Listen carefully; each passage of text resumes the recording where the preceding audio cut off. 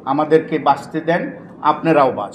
আমি বিনীতভাবে এখানে যদি যে কোনো দলের প্রতিনিধি থাকেন, রিকোয়েস্ট করব যে এই দেশটা আমাদের, এটা কোনো দলের না। আমরা বাংলাদেশি, আমরা অন্য কোনো দলের না। আমি বিনয়ের সাথে বলতে চাই যে আমাদের ক্রাইসিসটা কিন্তু আমরাই সৃষ্টি করেছি। আমাদের অঞ্চলেরই পাশের লোকটা এসে ফ্যাক্টরির গেট ভাঙছে। আমরা পুলিশ, আর্মি সবাইকে অনুরোধ করব যে এই প্রত্যেকটি ইনভেস্টমেন্ট এক একটা কেপিআই আপনারা প্রায়োরিটি বেসিসে এর নিরাপত্তা দেওয়ার ব্যবস্থা করেন।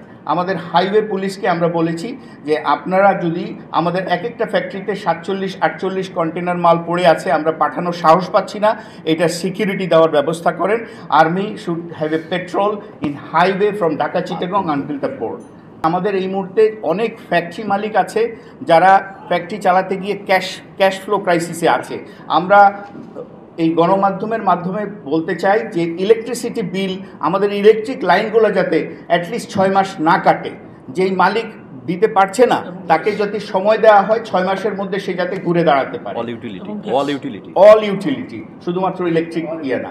আমরা বলছি আমাদের যে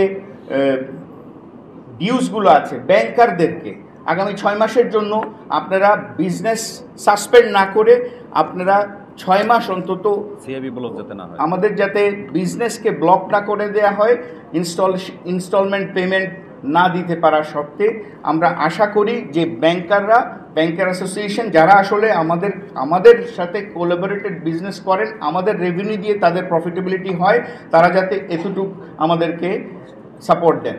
আমরা সরকারের কাছে অ্যাটলিস্ট 2 মাসের একটা সফট লোন চাই, যেটা দিয়ে আমরা খানিকটা আমাদের যে ক্যাশ ফ্লো সেটা ম্যানেজ করতে পারবো।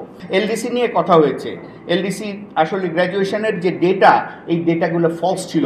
আপনারা দেখেছেন আমাদেরকে ব্লেম করা হয়েছে যে $16 বিলিয়ন নাকি আমরা বাইরে রেখে দিয়েছি, যেখানে পরবর্তীতে তাদের ইপিবির ফিগার আর সেন্ট্রাল ব্যাংকের ফিগারই এক ছিল না।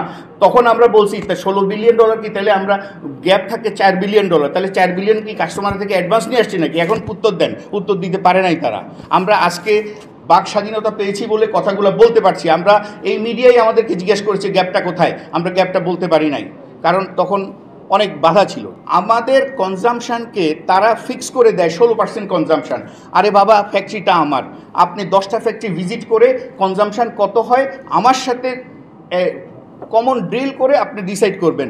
আপনি একতরফাভাবে 16% বলে দিচ্ছেন, যেখানে আমার প্রসেস লস হচ্ছে অলমোস্ট 22%, তো আমি বাকিটা ম্যানেজ করবো কোত্থেকে? ওইটার জন্য ওনাদের গ্যাপটা ক্রিয়েট করেই আমাদেরকে ফাইন দিতেন।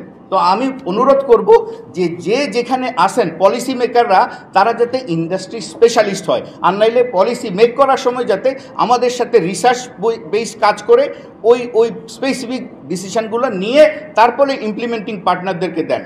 বাংলাদেশ ব্যাংকে যে সমস্ত ব্লকার এসআরও এসেছে যেটা বিজনেস বান্ধব না, সেগুলোকে ইমিডিয়েটলি লিস্ট ডাউন করে আমি নেতাদেরকে অনুরোধ করব যাতে এইটা বর্তমান অন্তর্বর্তীকালীন সরকার যারাই নিচ্ছেন তাদেরকে যাতে ইমিডিয়েটলি আমাদের ইমিডিয়েট চ্যালেঞ্জগুলো মোকাবেলায় কী করতে হবে সেটা আমরা অ্যাড্রেস করতে পারি।